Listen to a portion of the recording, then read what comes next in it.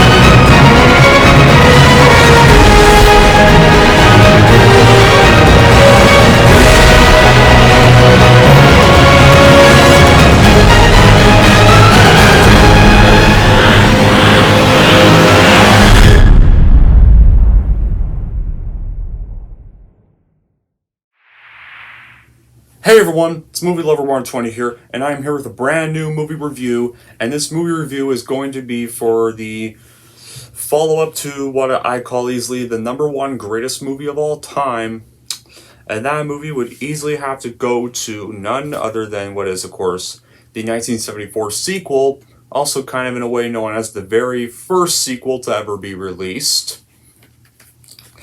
And so far, the first out of only 2 sequels to win Best Picture. And as, of course, none other than 1974's The Godfather Part 2, the sequel to 1972's The Godfather, released in 1974. Yeah, so technically, this is kind of both a sequel and a prequel. And we're going to get to why. Because this movie is actually 2 stories. One story, in this continuing saga of the Corleone crime family, there's the first half of the story tells the story of a younger Vito Corleone growing up in Sicily and in 1910's New York and eventually becoming the Big Don.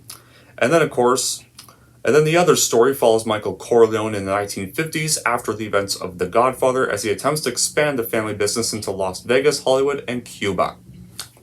Yeah, it's kind of also why this movie's like 202 minutes long.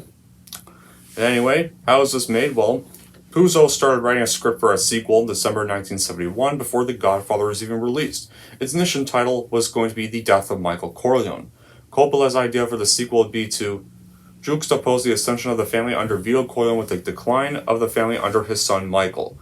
He'd always wanted to write a script that told the story of a father and son at the same age. They were both in their 30s and would integrate the 2 stories, in order to not to merely make The Godfather all over again. He would give The Godfather 2 his double structure by extending his story in both the past and in the present. Coppola originally wanted Martin Scorsese to direct the film, but Paramount refused. Coppola also, in his director's commentary to The Godfather Part 2, mentioned that the scenes depicted the Senate committee interrogation of Michael Corleone and Frank Pentageli as based off the Joseph federal hearings, and that Pentageli is like a Valachi figure. Production had nearly ended before it began when Pacino's lawyers told Coppola that he had grave misgivings with the script and was not coming. Coppola spent an entire night rewriting it before giving it to Pacino for his review. Pacino approved it and the production went forward. The film's original budget was $6 million, but costs increased to over $11 million. Variety review claiming it was over $15 million. After the movie was filmed, The Godfather Part 2 premiered in New York City on December 12, 1974, and would be released into the United States into theaters on December 20th, 1974. And at the time of the release, it received divided reviews from critics, but its reputation, however, improved rapidly, and it soon became the subject of critical reappraisal. It grossed $48 million domestically in the United States and Canada, and up to $93 million worldwide on a $13 million budget. The film was nominated for 11 Academy Awards at the 47th Academy Awards and became the first sequel to win for Best Picture. Its 6 Oscars wins also included Best Director for Coppola, Best Supporting Actor for De Niro, and Best Adapted Screenplay for Coppola and Puzo. Pacino won the BAFTA Award for Best Actor and was nominated for the Academy Award for Best Actor. And like the previous installment, Godfather Part 2 remains a highly influential film, as well as a rare example of a sequel being superior to its predecessor. In 1997, the American Film Institute ranked it as the 32nd greatest film in American history and retained the position 10 years later. and selected for preservation in U.S. National Film Registry of the Library of Congress in 1993, being deemed culturally, historically, and aesthetically significant. As for my reaction, you know how I say the first one is the best movie ever? Well, this movie is the best sequel ever made to me. In fact, if I combined 1 and 2 together as one 6-hour movie, then they both combined would be the best film ever, combined into one. So this is actually my second favorite movie of all time. It's pretty much known as the first sequel to be even better than the first, and the first sequel to kind of be released. And Coppola's masterpiece is rivaled only by The Godfather Part 2, in which the 1940s setting of the first movie is extended backwards and forwards to reveal the corrupting effect of power. The film, breathtaking in its scope and tragic grandeur, shows 2 parallel stories, extending 2 different time periods. The early career of Gian Vito Corleone, seen first around the turn of the 20th century in Sicily, and then in 1917, building his criminal underworld in the Italian ghettos of New York City post-World War I. Plus that of his son Michael, desperately trying to keep his family together. Al Pacino's performance as Michael Corleone is quiet and solemn. He is cold and ruthless, with a whole contrast from the idealistic, innocent war hero we initially met at the beginning of the first film. Here he's a calculating and frightening force, seeking to expand casinos into a pre-revolutionary Cuba and consolidating an empire surrounded by purifying treason, maintaining total confidence in his ability to control the situation, whether testifying before enraging senators or trying to outface his worst enemies. The movie even uses flashbacks to brilliantly weave 2 tales. The main story is the reign of Michael Corleone as the world's most powerful criminal. Now reaping the benefits of legalized gambling in Las Vegas, Michael is an evident billionaire with an iron fist on a world of treachery. Behind this, director Francis Ford Coppola spins the tale of the rise of Michael's father, Vito, to the center of the New York Mafia. It is these scenes that make the film a work of art. Without spoiling, I will simply say that Robert De Niro's young Vito is the best acting performance of all time, a role for which he won a richly deserved Oscar. The screenplay is even full of delicious little underworld nuggets like, keep your friends close. I don't want to kill everyone, just my enemies. Wild blows a dense, twisted plot pass you at the dazzling and merciless pace. The cinematography is depressing and atmospheric. The score continues in the eerie role of its predecessor, foretelling death and evil. And Robert De Niro is particularly wonderful and convincing as a young Vito Corleone, like I've already said, who was like, in the original, he was played by the constantly spoofed Marlon Brando in the original. Here, De Niro takes an iron grip on his character and completely engulfs himself. And this was in 1974, the sign of an actor who would go places, and indeed he has to this very day.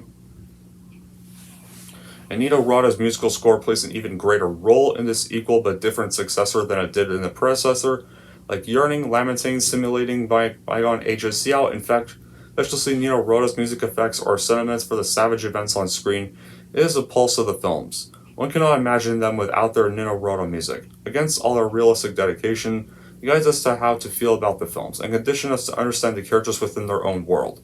Throughout the Corleone family's many criminal actions, we understand that one doesn't have to be a monster in order to live with having done them.